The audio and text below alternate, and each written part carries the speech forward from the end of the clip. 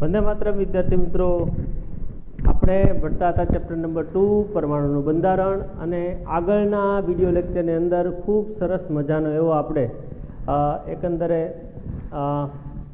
ક્વોન્ટમાંક જોઈ ગયા. એમાં મુખ્ય ક્વોન્ટમાંક, કોણ ક્વોન્ટમાંક, ચુંબકીય ક્વોન્ટમાંક, એમ 3 અલગ અલગ પ્રકારના ક્વોન્ટમાંક વિશે આપણે ઘણી બધી વાત કરી. હવે આપણે વાત કરવાના છીએ ચોથા આપણો ક્વોન્ટમાંક બાકી હતો, તો એ છે આપણો ઇલેક્ટ્રોનીય ભ્રમણ ક્વોન્ટમાંક એસ. તો લખીએ આપણે. તો આપણો ચોથી થિયરી, આપણે ચોથો ક્વોન્ટમાંકને ભણીએ, ઇલેક્ટ્રોનીય ભ્રમણ ક્વોન્ટમાંક, અને એને આપણે દર્શાવશું એસ વડે દર્શાવવામાં આવે છે. એસ વડે. આની જરૂર કેમ પડી, પહેલાં તો એની જરાક વાત કરી લઈએ. બરાબર કે ભાઈ આપણે પરમાણુની કક્ષકોને આપણે 3 ક્વોન્ટમાંક વડે આપણે ચિહ્નિત કર્યા. એ 3 ક્વોન્ટમાંક વડે એકંદરે આપણે ઉર્જા, આકાર અને દિક વિન્યાસનો સરસ મજાનો અભ્યાસ કર્યો હતો. બરાબર. 3 ક્વોન્ટમાંક વડે શું નક્કી કર્યું કે ઉર્જા, આકાર અને દિક વિન્યાસ 3 વસ્તુનો આપણે વાત કરી હતી. તો ચોથા ક્વોન્ટમાંકની જરૂરિયાત શા માટે ઉદ્ભવી, એની જરાક આપણે ચર્ચા કરી લઈએ. હવે આ બધા જ ક્વોન્ટમાંક એક વધુ ઇલેક્ટ્રોનની બાબતમાં મેળવેલા જે રેખા વર્ણપટ છે ને, એ સમજાવી શકવા માટે પૂરતા નહોતા. કારણ કે એમાં કેટલીક રેખાઓ ખરેખર ડબલેટ થતી, ખૂબ નજીક પાવતી. આપણે જે આગળ વર્ણપટમાં વાત કરી એ પ્રમાણે રેખાઓ ખૂબ જ એકબીજાની નજીક આવતી, ટ્રિપલેટ આવતી, એકબીજા ઉપર આવરી જતી. તો એટલા માટે 1925માં જ્યોર્જ ઉહલેનબેક અને સેમ્યુઅલ ગાઉડસ્મિથ, બરાબર, આ 2 સાયન્ટિસ્ટ થઈ ગયા. એને ચોથા ક્વોન્ટમાંક વિશે વાત કરી. કયા 2 સાયન્ટિસ્ટ હતા? જ્હોન, બરાબર, ઉહલેનબેક અને સેમ્યુઅલ ગાઉડસ્મિથ. જ્હોન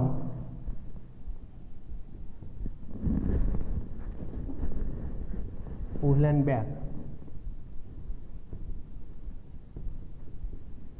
અને સેમ્યુઅલ ગાઉડસ્મિથ.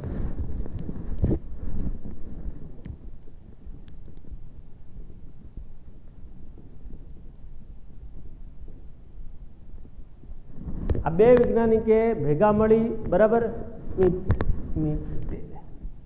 નામના સાયન્ટિસ્ટે ચોથા ક્વોન્ટમાંકની વાત કરી, અને એને કહેવાય છે ઇલેક્ટ્રોન ભ્રમણ ક્વોન્ટમાંક. મિત્રો, આપણે એક વસ્તુ જાણીએ છીએ કે પૃથ્વી જે છે ને એ સૂર્યની આસપાસ ફરે છે. સૂર્યની આસપાસ ફરે છે, પરંતુ પોતાની ધરીની આસપાસ પણ ફરે છે. પોતાની ધરીની આસપાસ પણ ભ્રમણ કરે છે, એ આપણને ખબર છે. આસપાસ પણ ફરે છે, જેના લીધે દિવસ અને રાત થાય છે. તો એવી જ રીતે આપણે જ્યારે એસ કક્ષક લખશું ત્યારે મેં તમને આગળ કીધું તેમ આમ 2 પ્રકારના મેં ચિહ્ન નિર્દેશ કર્યા હતા. એક આમ ઉપરની બાજુ, એક નીચેની બાજુ. એનો મતલબ એવો થાય કે એક ઇલેક્ટ્રોન છે એ પોતાની ધરીની આસપાસ આવી રીતે ફરશે, તો બીજો ઇલેક્ટ્રોન એ વિરુદ્ધ દિશામાં ફરતો હોય. ખ્યાલ આવ્યો તમને વાતને? એક છે એ ઘડિયાળના કાંટાની દિશામાં પોતાની ધરીની આસપાસ ફરે, તો બીજો છે ઘડિયાળના કાંટાની વિરુદ્ધ દિશાની અંદર પોતાની ધરીની આસપાસ ફરતો અહીંયા કેન્દ્રને પણ ગોળ ગોળ રાઉન્ડ મારશે. જેમ આપણી પૃથ્વી અને સૂર્યને આપણે ધારી લઈએ, તો જેમ પૃથ્વી પોતાની ધરીની આસપાસ ફરે છે એમ અહીંયા ઇલેક્ટ્રોન પણ ફરતા હોય છે. પરંતુ અહીંયા 2 ઇલેક્ટ્રોન જો હોય, એ એક જ કક્ષકમાં આપણે કીધું એમ 2 ઇલેક્ટ્રોન હોય, તો એક ઇલેક્ટ્રોન આપણે ડાબી બાજુ ફરતો હોય પોતાની ધરીની આસપાસ, તો બીજો ઇલેક્ટ્રોન જમણી બાજુ પોતાની ધરીની આસપાસ ફરતો હોય છે. એટલા માટે આને ચિહ્નિત કરવા હોય તો આવી રીતે આમ ઊભો અથવા તો આમ અર્ધરૂપે પણ દર્શાવી શકાય, અથવા તો આમ નીચે, અથવા તો આવી રીતે બી આપણે દર્શાવી શકીએ છીએ. તો આ રીતે આપણે કહી શકાય છે. અને એની વેલ્યુ મારે લેવી હોય તો એવું લખી શકાય +1/2, અને બીજાની વેલ્યુ થાય -1/2. જો 2 ઇલેક્ટ્રોન પૂરેપૂરા સમાવેલા હોય તો 2ની વેલ્યુ 0 થઈ જાય. બરાબર. તો આ રીતે આપણે અહીંયા ચોથા ક્વોન્ટમાંકની વાત કરીએ, અને એની વેલ્યુ છે +1/2 અને -1/2 આપણે એને દર્શાવી શકીએ છીએ. બરાબર. +1/2 અને -1/2 એમ દર્શાવી શકાય છે. અને આવી રીતે આપણે એને કહી શકાય છે એકવાર ટેક્સ્ટ બુકના શબ્દને જરાક વાંચીએ કે પૃથ્વી જેમ પોતાની ધરી પર સૂર્યની આસપાસ ભ્રમણ કરે છે તેવી રીતે ઇલેક્ટ્રોન પોતાની ધરી પર ભ્રમણ કરે છે. બીજા શબ્દોમાં કહીએ તો ઇલેક્ટ્રોનને ભાર અને દળ ઉપરાંત કોઈ આંતરિક ભ્રમણ કોણીય ક્વોન્ટમાંક હોવો જોઈએ. ઇલેક્ટ્રોનનું ભ્રમણ ક્વોન્ટમ વેગમાન સદિશ રાશિ છે, તેને બે પસંદ કરેલી ધરીની સાપેક્ષમાં બે દિક વિન્યાસ હોઈ શકે. આ બે દિક વિન્યાસ જે ભ્રમણ ક્વોન્ટમાંક MS-થી વિભેદિત કરવામાં શકાય. તેના મૂલ્ય +1/2 અને -1/2 હોય છે. આને બે ઇલેક્ટ્રોનની ભ્રમણ અવસ્થાઓ કહેવાય. સામાન્ય રીતે એને તીર વડે દર્શાવાય. ભ્રમણ ઉપર તરફ હોય ત્યારે અને ભ્રમણ નીચે તરફ હોય ત્યારે, અને એની વેલ્યુ +1/2 અને -1/2 હોય. તો આ રીતે ચોથો ક્વોન્ટમાંક ખૂબ ઇઝી અને ખૂબ સહેલો એવો આપણે એમ કહી શકાય કે ઇલેક્ટ્રોનીય ભ્રમણ ક્વોન્ટમાંકના નામથી ઓળખવામાં આવે છે. આમ ટોટલ 4 ક્વોન્ટમાંક N, L, M અને S એમ 4 ક્વોન્ટમાંક હરેકને જે છે એ આપણે હોય છે. હવે આની મદદથી કઈ માહિતી પૂરીઓ પડે એ આપણે જરાક જોવાનું છે. 4 ક્વોન્ટમાંકની મદદથી આપણે કઈ કઈ માહિતી પૂરી પાડી શકીએ, તો એ મુદ્દાની ચર્ચા કરીએ. તો અહીંયા પહેલો મુદ્દો આપણે હું અહીંયા લખું છું કે 4ની મદદથી મળતી માહિતી. તો તમને ખબર છે N છે, Nની વેલ્યુ એ આપણે કોષ નિર્દેશ કરતા હતા, યાદ છે ને કે ભૂલી ગયા? N બરાબર 1, 2, 3, 4 અને કોષ KLMN. અને એનની મદદથી કક્ષકનું કદ પણ નક્કી થાય અને શક્તિ પણ નક્કી થાય, એ બી આપણને ખબર છે. એ કદ અને શક્તિ એ બંને નક્કી કરી શકાય છે. બીજો ક્વોન્ટમાંક આપણો L હતો. Lની વેલ્યુ N-1 બરાબર આપણે થતી હતી, એ આપણને ખબર છે. દરેક Nમાં કોષમાં પેટાકોષોની સંખ્યા N હોય અને L પેટાકોષની ઓળખ આપે, એ આપણને ખબર છે. બરાબર છે. કક્ષકોનો આકાર નક્કી કરે છે. દરેક પ્રકારની પેટાકોષમાં 2L+1 પ્રકારનો કક્ષકોની હોય છે. એટલે કે આપણને કુલ સંખ્યા જોઈએ તો કુલ સંખ્યા 2L+1 બી આપણે લખી શકાય છે. એ આપણો ત્રીજો ક્વોન્ટમાંક થઈ ગયો. એટલે કે પ્રતિ પેટાકોષમાં એક S કક્ષક હોય તો Lની વેલ્યુ 0 હોય. 3 P કક્ષકો હોય, બરાબર, L બરાબર 1. 5 D હોય તો L બરાબર 2. એવી રીતે થાય. અને ત્રીજું હતું આપણો M, જે આપણો ક્વોન્ટમાંક, ત્રીજો ક્વોન્ટમાંક જે છે એને આપણે M વડે દર્શાવવામાં આવતો હતો. અને M વડે આપણે કક્ષકોનો દિક વિન્યાસ નક્કી કરતા હતા. દરેક આપેલ Lના મૂલ્ય માટે આપણે એનું મૂલ્ય હતું 2L+1 હતું, બરાબર. જે પ્રત્યેક એમ કહી શકાય છે કે પેટાકોષો કક્ષકોની સંખ્યા બરાબર હોય છે. આનો અર્થ એમ થાય કે કક્ષકોની સંખ્યા કેટલી રીતે દિક વિન્યાસ પામે તે સંખ્યા છે. અને ચોથો ક્વોન્ટમાંક જે હમણાં જ આપણે ભર્યા એને આપણે S વડે દર્શાવવામાં આવે છે. અને એ આપણે એમ કહી શકાય ઇલેક્ટ્રોનના ભ્રમણના દિક વિન્યાસનો સંદર્ભ આપે. તો આ રીતે ક્વોન્ટમાંક જે છે એ આપણને આ રીતે ઉપયોગી બનતા હોય છે, બરાબર. અને એને આપણે આવી રીતે વર્ણન કરતા હોય છે. તો આ મહત્વની જે બાબતો હતી એ બધી બાબતોની આપણે ચર્ચા કરી. હવે થોડીક એવી બેઝિકતાની દ્રષ્ટિએ હું શબ્દ વાપરું છું, બેઝિકતા. તો બેઝિકતાની દ્રષ્ટિએ આપણે થોડાક એવા એક સવાલ લેવાનો છે. એ સવાલ છે આપણો નોડ અથવા નોડલ સપાટી એટલે શું, સવિસ્તાર વર્ણન કરો. તો એ સવાલની ચર્ચા આપણે વિડીયો લેક્ચરમાં કરશું. આપણે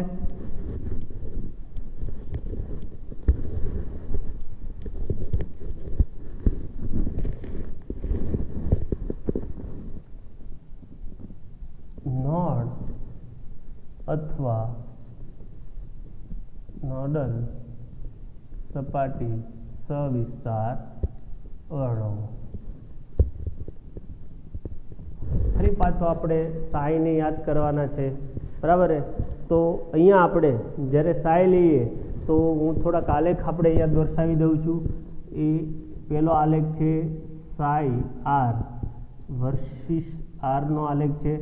અને એની વેલ્યુ આપણે લેવાની થાય, અહીંયા લઈએ તો 0, બરાબર, 40, 80, 120, બરાબર, એ રીતે આપણે લઈશું. અને ત્યાં નીચે 0.4, 0.8 એવી રીતે લઈશું.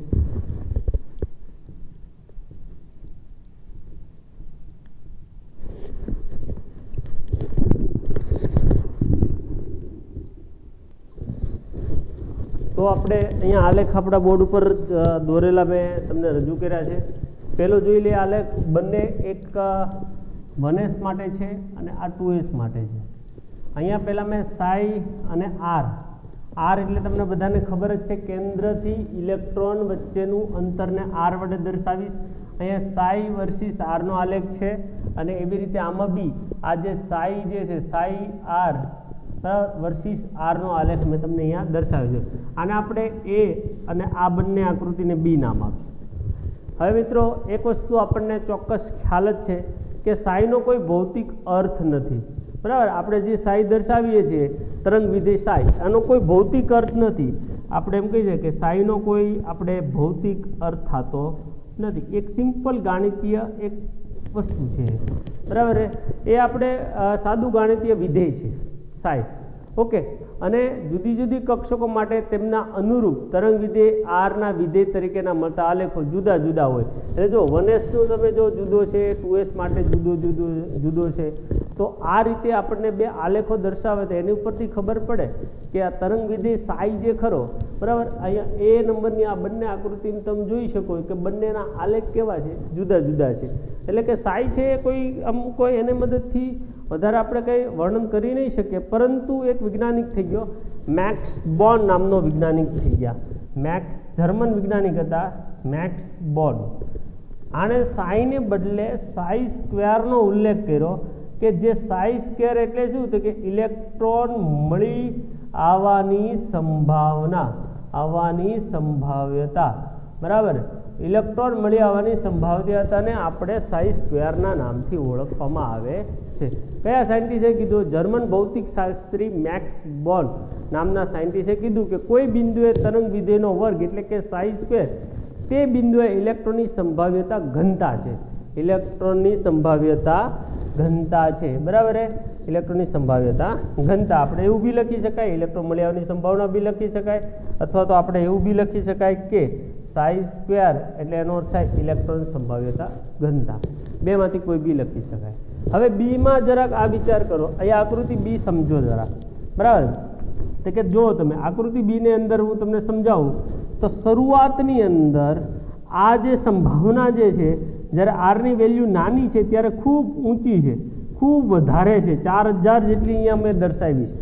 જેવી આરની વેલ્યુ વધે એટલે તરત જ અહીંયા નીચે પડે છે તરત જ, અને સંભાવના એકદમ ઓછી થઈ જાય અને અંતે 0 થઈ જાય. આ સંભાવના કેવી થઈ ગઈ? 0 1s માટે. જ્યારે 2s માટે હું જરા જો તો 2s માટે શું થાય કે શરૂઆતની અંદર આ આરની વેલ્યુ ખૂબ ઊંચી છે, એટલે આ 1s માટેનો જે છે એ છે, અને પછી જેવો અહીંયા 0 થઈ જાય અને જેવો અહીંયા ફરી પાછો એક નાનો પીક આવે અને ફરી પાછું 0 થઈ જાય.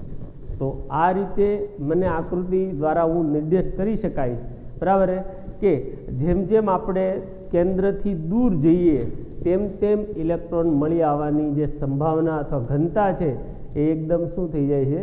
0 થઈ જાય છે, બરાબર. તો આપણે એવું લખી શકાય કે આ વિસ્તાર એવો વિસ્તાર કે જ્યાં સંભાવ્યતા ઘનતા વિધેય શૂન્ય હોય તેને નોડલ સપાટીના નામથી ઓળખવામાં આવે છે, બરાબર. એવો વિસ્તાર કે જ્યાં ઇલેક્ટ્રોન સંભાવ્યતા 0, ઇલેક્ટ્રોન સંભાવ્યતા શૂન્ય હોય તેવા વિસ્તારને નોડલ સપાટી અથવા તો નોડ બી કહેવાય, નોડ કહે છે.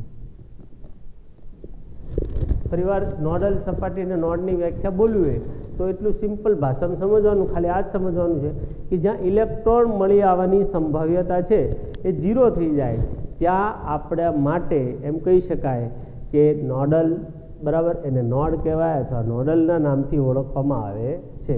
અને એસ કક્ષકો હોય એની માટે મારે લેવું હોય, એસ કક્ષકો માટે લેવું હોય તો નોડલ સપાટી શોધવા માટેનું એનું સૂત્ર હું તમને આપું છું. ફક્ત ને ફક્ત યાદ રાખજો, અત્યારે NS માટે સૂત્ર છે તો બરાબર, NS કક્ષકો માટે નોડની સંખ્યા થાય n-1.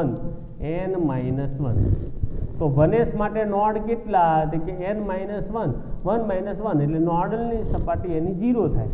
2s માટે કેટલા થાય n-1 એટલે કે 1 થાય, 3s માટે કેટલા થાય એટલે કે આવા 2 થાય, કેટલા થાય 2 થાય. ખ્યાલ આવ્યો તમને વસ્તુનો વિચાર કરો. હવે આમ બી તમે જુઓ આ કેન્દ્ર હોય 1s એટલે ખૂબ નજીકની થાય, નજીકની થાય એટલે ત્યાં ઇલેક્ટ્રોન મળી આવવાની સંભાવના ખૂબ વધારે હોય, ત્યાં નોડલ જેવું કંઈ હોતું જ નથી. જ્યારે 3s માટે આપણે વાત કરીએ 2s માટે, તો 2s માટે શું થાય કે એમાં નોડની સપાટી અહીંયા જો અહીંયા આપણે આ 2s માટે વાત કરીએ તો આ ગ્રાફ છે ને એ 1sનું કહેવાય, આ આપણો 2sનો થાય. તો એની માટે આ એક જગ્યા એવી છે કે જ્યાં આપણે ઇલેક્ટ્રોન મળી આવતો નથી. આલેખ પ્રમાણે આવું કહી શકાય. આ 0 થઈ ગયું તો અહીંયા આપણને ઇલેક્ટ્રોન મળી આવતો નથી, બરાબર. 3s માટે કદાચ મારે લખવું દોરીશું તો કદાચ આવી રીતે આમ થશે, તો એમાં 1 અને 2 ભાગ થશે આવા. અને ફક્ત હું અહીંયા બોલું છું એસ કક્ષકો માટે, પી માટે આ અલગ હશે થોડું, બરાબર. તો આ રીતે વિદ્યાર્થી મિત્રો તમારે યાદ શું રાખવાનું, યાદ આ રાખવાનું છે એવો વિસ્તાર કે જે ઇલેક્ટ્રોન મળી આવવાની સંભાવના શૂન્ય હોય એને નોડલ સપાટી અથવા નોડ કહેવાય છે. એનએસ કક્ષકો માટે નોડલ સપાટી શોધવાનું થાય n-1, 1s માટે 0 છે, 2s માટે 1 છે, અને 3s માટે કેટલો લખી શકાય 2 લખી શકાય છે, બરાબર. તો એવી સાથે આપણે કક્ષકો અલગ અલગ કક્ષકો માટેનો વિચાર કરીએ, બરાબર. તો પહેલી જ આપણી એસ કક્ષક આપણે લઈ લઈએ, એસ કક્ષક, બરાબર. એસ કક્ષક જો તમારા ટેક્સ્ટ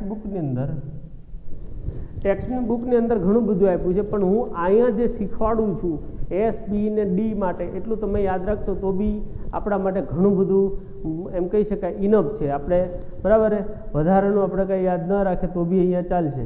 તો અહીંયા હું તમને 2 આકૃતિ દોરું છું એસ કક્ષકો માટે. તો એસ કક્ષકો માટેની આકૃતિની અંદર 1s માટે જોઈએ, 1s તો 1s માટે આવી રીતે આખો વિસ્તાર અહીંયા પૂર્ણ કરેલો છે. તો આ 1sની આકૃતિ આપણે એકંદરે બોલી શકાય કે બધી જ જગ્યાએ સર્વ દિશાની અંદર ઇલેક્ટ્રોન મળી આવવાની સંભાવના વધુ છે. જ્યારે 2s માટે હું જરાક આકૃતિ આપણે રફ દોરીએ તો એની અંદર અહીંયા કેન્દ્ર લઈ લીયા, તો કેન્દ્રની આજુબાજુમાં 1s માટે બધો જ વિસ્તાર સમાન છે.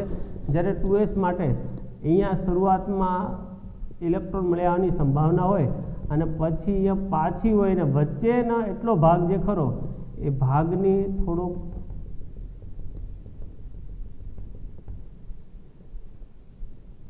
આટલો ભાગ ત્યાં પ્લેન છે, તમે જોઈ શકો તમારી ટેક્સ્ટ બુકની અંદર પણ.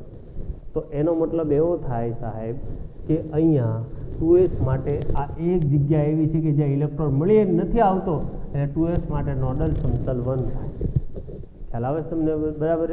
તો તમારે એસ કક્ષકોને બરાબર એટલું યાદ રાખવાનું. ભલે ટેક્સ્ટ બુકની અંદર ઘણું બધું આપ્યું છે, પણ મેં જેટલું તમને દર્શાવેલું છે એટલી વસ્તુ યાદ રાખશો તો બી આપણે માટે ઘણું બધું છે, બરાબર. હવે એની અંદર બીજી એક વસ્તુ આપણે એસ કક્ષક માટે એટલું યાદ રાખશું કે એસ કક્ષકનો આકાર અહીંયા વિદ્યાર્થી મિત્રો ગોળાકાર આકાર થશે, યાદ રાખજો. એસ કક્ષકોનો આકાર કયો લેવાનો થશે? ગોળાકાર છે. એસ કક્ષકોનો આકાર જે છે એ ગોળાકાર છે અને એનની વેલ્યુ વધે, એનનું મૂલ્ય વધે તો એસ કક્ષકની પણ કદ વધે છે. એસ કક્ષકનું કદ શું થાય? કક્ષકનું કદ વધે, મોટી થાય. 1s નાની હોય, 2s મોટી હોય, 3s એની કરતાં મોટી થશે, 4s એની કરતાં બી મોટી થશે, બરાબર. એટલે કે આપણે આવી રીતે થશે 4s મોટી, પછી 3s, 2s અને નાનામાં નાની થશે 1s. આ એસ કક્ષકો માટે આપણે આવું કહી શકાય છે, બરાબર. અહીંયા એનના મૂલ્યના વધારે સાથે એસ કક્ષકનું કદ વધે છે, બરાબર. 4s > 3s > 2s > 1s. તો આ રીતે આપણે એટલું આની અંદર યાદ રાખશું એસ કક્ષકોનું. અહીંયા હું શું શીખવાડ્યું એને જરાક ચર્ચા કરીએ. નોડલ સપાટી અથવા નોડલને સવિસ્તાર વર્ણવો કરીને 2 આલેખ સમજવા, આ ખાલી સમજવા પૂરતા જ છે, છતાં બી આપણે ભણવા પડે તો ભણી લીધા, બરાબર. કે ભાઈ સાઈ જે છે એ કોઈ ગાણિતિક વિધેય છે, કોઈ ભૌતિક અર્થ નથી. એટલે મેક્સ બોર્ન નામના સાયન્ટિસ્ટે સાઈને બદલે સાઈ સ્ક્વેર લીધો. એનો અર્થ થાય છે પાછો ઇલેક્ટ્રોન સંભાવ્યતા ઘનતા, એટલે કે ટૂંકમાં ઇલેક્ટ્રોન મળી આવવાની સંભાવના. તો એ થાય છે. તો આપણે નોડલ સપાટી એટલે શું કહેવાય? એવો વિસ્તાર કે જ્યાં ઇલેક્ટ્રોન મળી આવવાની સંભાવના શૂન્ય હોય, અથવા તો ત્યાં આપણે વિસ્તારને નોડલ સપાટી અથવા નોડ કહેવાય. NS કક્ષકો જે ખરી એને નોડલ સપાટી આપણે કહી શકાય n-1, 1s માટે 0, 2s માટે 1 ને 3s માટે 2. S કક્ષક માટે આપણે લેવું હોય તો લખી શકાય કે 1s જે ખરો એ 1s માટે બરાબર એને આ રીતે દર્શાવી શકાય, કેન્દ્રની આજુબાજુમાં બધી જ જગ્યાએ ઇલેક્ટ્રોન મળી આવવાની સંભાવના છે, એટલે એની માટે નોડલ સપાટી 0 છે. 2s માટેની આકૃતિમાં અહીંયા વચ્ચે ગેપ છે એટલે કહી શકાય છે કે ત્યાં 2s માટે 1 છે. S કક્ષકોનો આકાર ગોળાકાર હોય છે અને nનું મૂલ્ય જેમ વધે તેમ એમ કહી શકાય કે અહીંયા S કક્ષકોનું કદ વધે, એટલે 4s greater than 3s greater than 2s greater than 2 બરાબર 1s1. ઓકે, હવે આપણે P કક્ષકની જરાક વાત કરી લઈએ સાથે. કઈ કક્ષક? P કક્ષક. આ સાથે સાથે તમને કક્ષકોના પેટા પ્રકાર જે મેં તમને આગળના વિડીયો લેક્ચરમાં બતાવ્યા હતા ને એ પણ ચાલે છે. એટલે P કક્ષકો હવે યાદ કરજો, યાદ આવે તો યાદ કરજો કે P કક્ષકોની 3 પેટા કક્ષકો હતી. કેટલીક હતી? 3 પેટા કક્ષકો. કઈ કઈ હતી? કે એક હતી છે Px, Py અને Pz. 3 પેટા કક્ષકો આપણી જે છે S કક્ષકો માટે છે, અને S કક્ષકોને મારે દર્શાવી છે તો હું આ રીતે આમ દર્શાવીશ. આમ 3 આપણા અક્ષો x બરાબર, x, y અને z. તો આપણે આ y અને z. x માટે હું અહીંયા જે કક્ષક છે ને એ પર જ ડંબેલ આકાર બનાવીશ બરાબર. y માટે જે y અક્ષ છે તેની પર ડંબેલ આકાર બનશે.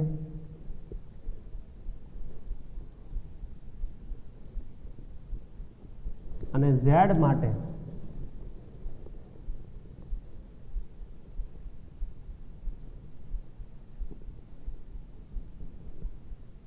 z ઉપર ડંબેલ આકાર બનશે. તો વિદ્યાર્થી મિત્રો, S કક્ષકનો આપણે આકાર હવે આપણે બોલીએ તો એને પિંડક કહેવાય, અથવા તો એમ કહી શકાય કે ડંબેલ આકાર કહી શકાય. એને આપણે પિંડકના નામથી પણ ઓળખવામાં આવે છે, પિંડક અથવા ડંબેલ, ડંબેલ આકાર. અને 3 એનો પેટા પ્રકાર છે Px, Py અને Pz. એ આપણને ખબર હોય તો n બરાબર 1 લઈ લઈએ બરાબર, તો એની અંદર l બરાબર 0 લઈ લઈએ બરાબર, તો આપણને ખબર n બરાબર 2 લઈએ તો l બરાબર 0 અને 1 લઈએ તો 2 ને 1 એટલે કે 2p કક્ષક, તો 2px, 2py અને 2pz. આવી રીતે આગળ પણ આપણે કહી શકાય છે બરાબર. 3 લઈ લઈએ તો 3 ની અંદર પણ આપણે આવી રીતે કહી શકાય છે. તો અહીંયા એમ કહી શકાય ત્રણેય કક્ષકો જે ખરા એ આકાર, ઉર્જા, આકાર અને ઉર્જા એ બધાની દ્રષ્ટિએ કદ, આકાર અને ઉર્જા ત્રણની દ્રષ્ટિએ સમાન છે. તમે સમાન છે, કોઈનામાં બી તમે ઇલેક્ટ્રોન ભરી શકો છો, Px, Py ને Pz બરાબર. એ ત્રણનો આકાર એકંદરે એમ કહી શકાય કે સમાન હોય છે બરાબર. l બરાબર અહીંયા 1 લઈ લઈએ આપણે, l બરાબર 1 લઈએ તો m બરાબર આપણે -1, 0 અને +1 જે કહેતા એ આ જ Px, Py ને Pz બરાબર. તો એ રીતે એને યાદ રાખવાની થશે. ઉર્જાની બાબતની અંદર વાત કરું તો ઉર્જાની બાબતમાં 4p greater than 3p greater than 2p આપણે દર્શાવી શકાય છે. 1p નહીં આવે. શા માટે નહીં આવે એ તમારે વિચારવાનું. 1p કેમ નહીં આવે એ તમારે જરા વિચારવાનું છે બરાબર. નોડની સંખ્યા જોઈએ, નોડની સંખ્યા માટેનું સૂત્ર આ લોકો માટે બનશે n-2. યાદ રાખજો, પહેલાની માટે હતું નોડલ સપાટી અથવા નોડની સંખ્યા માટે n-1 હતું, S માટે, P માટે થશે n-2 બરાબર. તો એ દ્રષ્ટિએ આપણે જોઈએ તો 3p માટે નોડની સંખ્યા અહીંયા બનશે 1, 2p માટે તો 0 છે. 3p માટે નોડની સંખ્યા બનશે 1, 4p માટે 2 બનશે બરાબર. તો આ રીતે P કક્ષકોમાં તમારે એટલું યાદ રાખશો તો બી ઘણું બધું છે P કક્ષકો માટે બરાબર. કેટલા પેટા પ્રકાર? 3 પેટા પ્રકાર Px, Py ને Pz, અને અક્ષ ઉપર જ આવેલી છે, અક્ષ ઉપર જ. બરાબર છે, અક્ષ ઉપર આવેલી છે. અહીંયા L બરાબર 1 લઈએ તો M બરાબર -1, 0 અને +1, એટલે કે P કક્ષક લઈએ N બરાબર 2 તો 2P, 2Px, 2Py અને 2Pz. આકાર, ઉર્જા અને કદની દ્રષ્ટિએ ત્રણે સમાન છે. ઉર્જાની બાબતમાં 4P > 3P > 2P. અને મારો પ્રશ્ન એક અહીંયા છે કે 1P કેમ નથી? ઓકે, એ તમારે બેઠા બેઠા વિચારવાનું છે. આગળનો વિડીયો જોયો હશે તો આવડી જશે. બરાબર. અને નોડની સંખ્યા છે N-2, એટલે 3P માટે 1 થશે, 4P માટે 2 થશે. હવે આપણે એવી જ રીતે લઈ લઈએ ડી કક્ષકો. કઈ લઈ લઈએ? ડી કક્ષકો.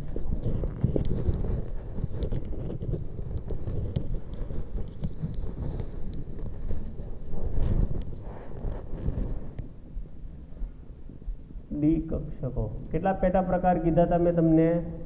5 પેટા કક્ષકો થાય.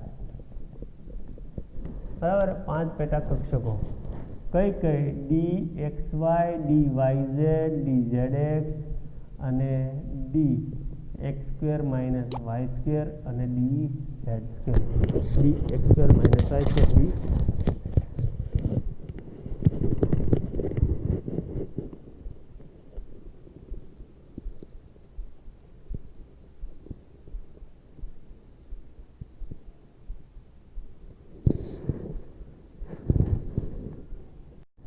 તો DXY, DYZ, DZX, DX² - Y² અને DZ², એની 5 પેટા કક્ષકો છે.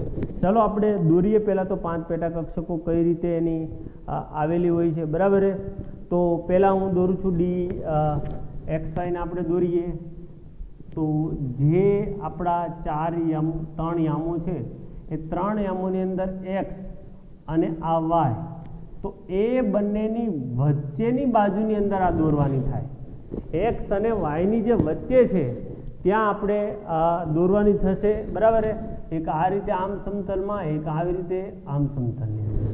એટલે અહીંયા ડબલ ડમ્બેલ આકાર થશે, યાદ રાખજો. બરાબર, ડબલ ડમ્બેલ આકાર. DXZ ને જરા હું દોરું છું, DXZ. બરાબર. તો DXZ ને જ્યારે દોરવામાં આવે તો એને બી આપણે આમાં દર્શાવી તો ન શકે, પણ ત્રિપરિમાણીય છે એટલે દર્શાવવાની થોડીક શક્યતા ઓછી છે. આપણે એને દર્શાવી ન અહીંયા શકાય બરાબર, પણ આ રીતનો એનો આકાર થશે. કારણ કે અહીંયા સમતલ, અહીંયા બે જે અક્ષો છે ને એની વચ્ચેના સમતલમાં છે, અક્ષ ઉપર નથી. આમાં અક્ષ ઉપર છે. જો આમાં સમતલમાં હું બોલું છું, વારંવાર શબ્દ બોલું છું, સમતલની અંદર છે.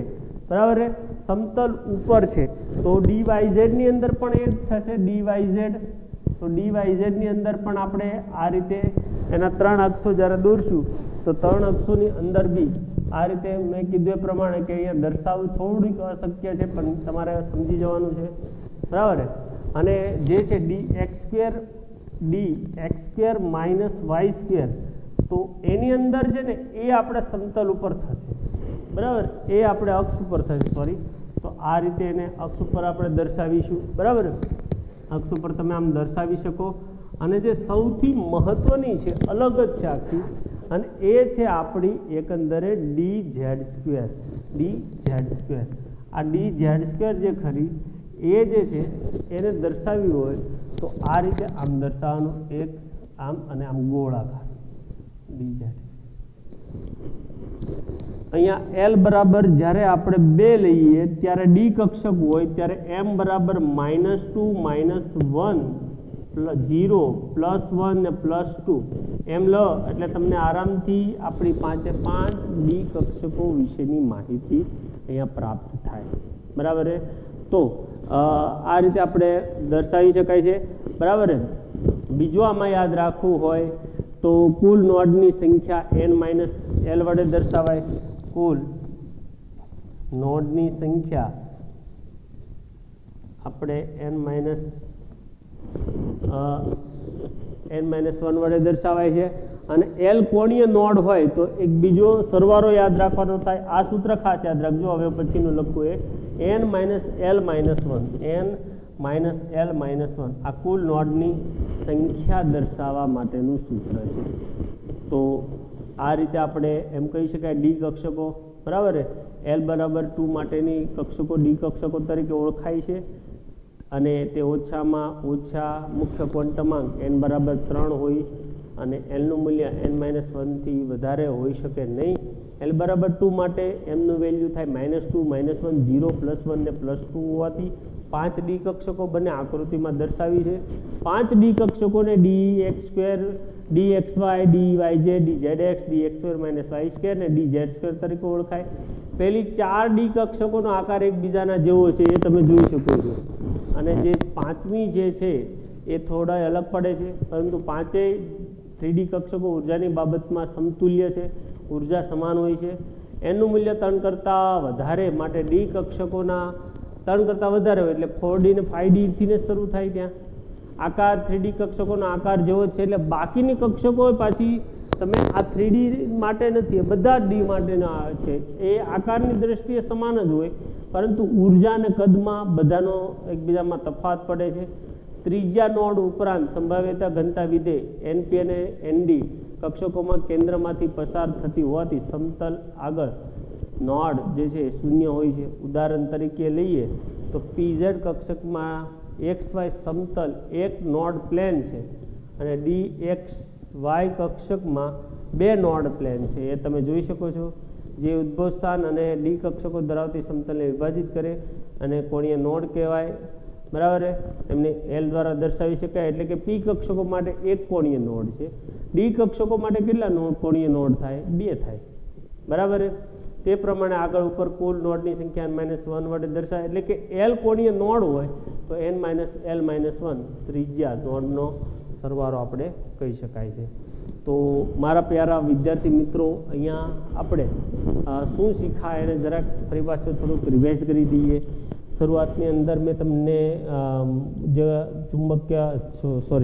ઇલેક્ટ્રોન ભ્રમણીય ક્વોન્ટમાંક S વડે શીખવાડ્યું કે S ક્વોન્ટમાંક થાય.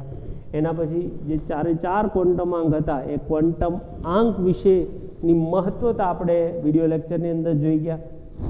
એના પછી આપણે નોડ એટલે શું, નોડલ સપાટી એટલે શું એને વિશે વાત કરી. બરાબર, અને S, P ને D કક્ષકોના આકાર કઈ રીતની હોય, પેટા કક્ષકો કેટલી, નોડલ સપાટીની સંખ્યા કેટલી, એને વિશે વાત કરી. એટલું રાખશો તો બી ઇનફ છે. બરાબર, ટેક્સ્ટ બુકમાં બહુ બધી આમ મોટી મોટી થિયરી છે. આપણે જે જોઈતું છે એટલું મેં તમને અહીંયા રજૂ કરી દીધેલું છે, એટલું ઉપયોગી છે. બાકીનું આપણે વાંચી જઈશું, કંઈ પ્રોબ્લેમ નહીં એ માટે. બરાબર, તો એ કરજો. અને ખાસ જે બધા એમ કહી શકાય કે જે આપણા પ્રશ્નો છે, MCQ છે, એને બી આપણે ખાસ તમે જોજો. એક MCQ હું તમને અહીંયા કરાવું છું, જે આપણે આગળ આવી ગયેલો છે. SPD કોયડો છે, કોયડા નંબર 2.17માં જોઈ શકો છો. મુખ્ય ક્વોન્ટમમાં n-3 સાથે સંકળાયેલી કુલ કક્ષકોની સંખ્યા કેટલી હશે? તો મેં તો તમને શોર્ટકટમાં સીધી જ આપણે એક આપી દીધેલી છે. કક્ષકોની સંખ્યા શોધવું હોય તો n², એટલે MCQ સીધો જ આપણે સોલ્વ થઈ જાય. 3 નો વર્ગ 9 સીધો. બરાબર, કોયડા નંબર 2.18માં જરાક જોયો. SPDF સંકેતોનો ઉપયોગ કરી નીચેના ક્વોન્ટમાંક દર્શાવતા કક્ષકોનું વર્ણન કરો. એમ કરીને તમને અહીંયા આપી દીધેલું છે કે n બરાબર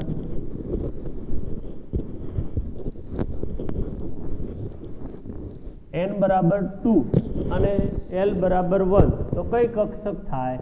તો સ્વાભાવિક છે કે 2 એટલે અહીંયા 2 અને l = 1. હવે અહીંયા પેલું જો યાદ ન આવે તો આ રીતે લખી દેજો, SP, D ને F. તો 1 માટે P, તો આપણી કઈ કક્ષક થાય? 2P કક્ષકની વાત થાય છે. બરાબર, અહીંયા n = 4 અને l = 0 તો 4s કક્ષકની વાત થાય. કોની વાત થાય? 4s. n બરાબર અહીંયા લેવામાં આવે 5 ને l = 3, n = 5 ને l = 3 તો અહીંયા 5 અને f કક્ષક થાય. n બરાબર કીધેલું છે 3 અને l = 2 તો કઈ થાય? તો કે 3 છે મુખ્ય ક્વોન્ટમાંક અને 2 એટલે કે 3D કક્ષકની વાત થાય. તો આ રીતે આપણા એની અંદર MCQ કોયડાઓ છે. આ સિવાય સ્વાધ્યાયની અંદર પણ ઘણા બધા MCQ આના આવતા હોય છે, તો એ આપણે જાતે સોલ્વ કરવાના છે. બરાબર, જે તે રેફરન્સ બુકોમાંથી તમે સોલ્વ કરી શકો છો.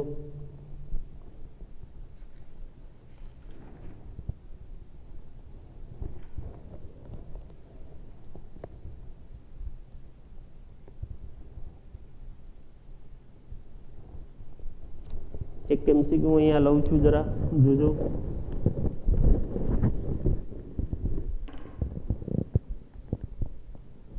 n બરાબર 4, l બરાબર 2, m બરાબર -2 અને s બરાબર લેવું હોય તો લેવાય -1/2.